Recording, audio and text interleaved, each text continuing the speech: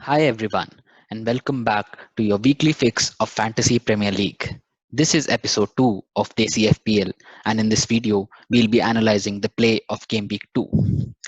This has been a nightmare of a week for bulk of our managers, who depended on big names as most of the biggies did not live up to the billing. Players like Salah, Fernandes, Aubameyang, Martial, Rashford, all providing meager to no returns. But I'd like to highlight one thing about this disappointment week. As long as your game week rank is within the 1.5 million mark, you're doing fine. So don't worry and just stay in the game. There would always be around 4 to 8 game weeks where your performance would be dismal, just like this week.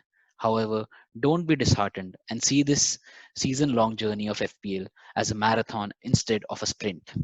Another metric that might help you gauge your performance would be your weekly average score. If your weekly average score remains consistently around 60 to 65, you are fine. You will definitely get a rank below 200k. On the other hand, FPL biggies like Heung-min Son, Kane, Ings, Mitrovic, Mane, they handsomely rewarded their owners.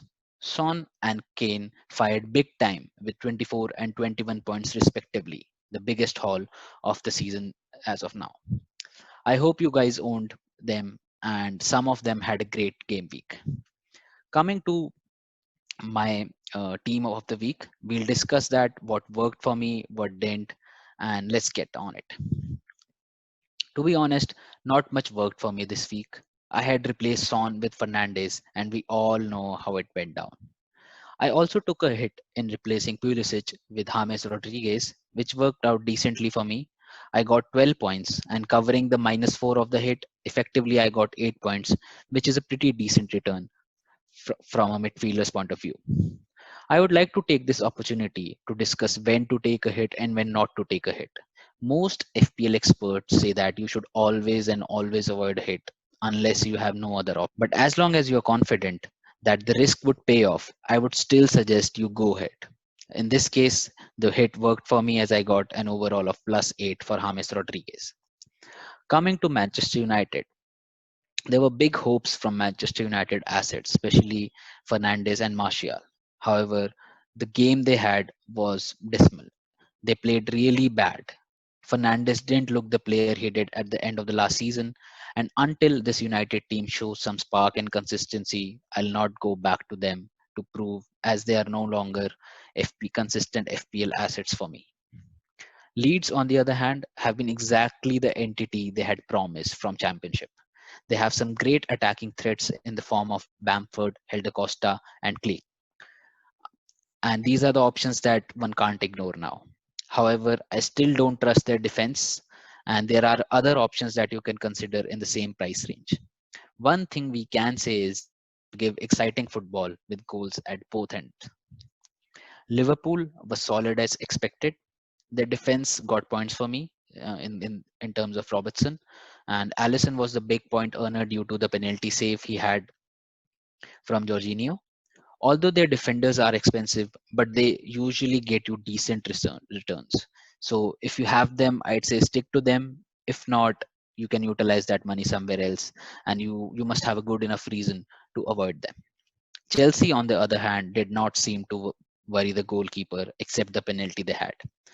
I would stay away from their FPL assets until I see some consistency. Havertz, Werner, and company have been underwhelming to say the least. A lot was expected from them, but in the 2 game weeks and the performance they have, I understand Liverpool was a tough game, but still there's no spark, especially in Havertz. Werner is still a decent asset. If you have Werner, keep hold of him. If not, I would say you have other options in terms of Jimenez or Ings or Mitrovic. Southampton just collapsed against Spurs, like absolutely collapsed, and they were the biggest disappointment again for me in the second game week running. As mentioned in the last episode, if they continue playing the high line that they did against Crystal Palace, they will struggle, and struggle they did against the pace of Son and precision of Harry Kane. My experiment with their defense is over for now. The only FPL asset worth any kind of attention or money is Danny Ings. who bagged a brace and scored 10 FPL points, which is a decent return. Another defender that got me points was Justin. He got a goal and got me 7 FPL points. Although the clean sheet was ruined by 2 goals, that does mean Leicester is not that great a defensive side that we expected. But with Johnny Evans coming back soon, I hope they have more clean sheets. And I still, as long as he's giving me points, I'll try to stick with him.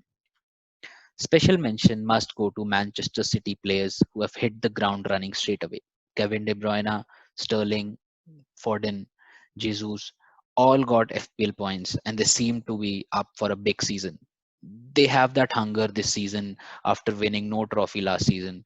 They really want to win a trophy, and especially the Premier League, they want to win it back. And that hunger showed against Wolves. They won 3-1 with Kevin De Bruyne again getting the maximum points, 13 points he got. And I would like to keep an eye on their assets for the coming game weeks. And as usual, Kevin De Bruyne and Sterling would be the top of my list. Just for your information, I have activated my wildcard as I needed some overhaul in replacing my Southampton assets and getting in some Wolves and Man City players, since they have they have great fixtures, as well as like who does not want Kevin De Bruyne. So I needed that replacement and I have activated my wildcard. I'll discuss my transfer targets in the next video. Please share your thoughts and your comments and what players that you would like to recommend me that I should have in my team. We can discuss that in the next video. So that's all I have from this video, guys. Hope you liked it. And if you did, please like, share, and subscribe to Desi FPL. Thank you, and see you guys in the next episode on Thursday.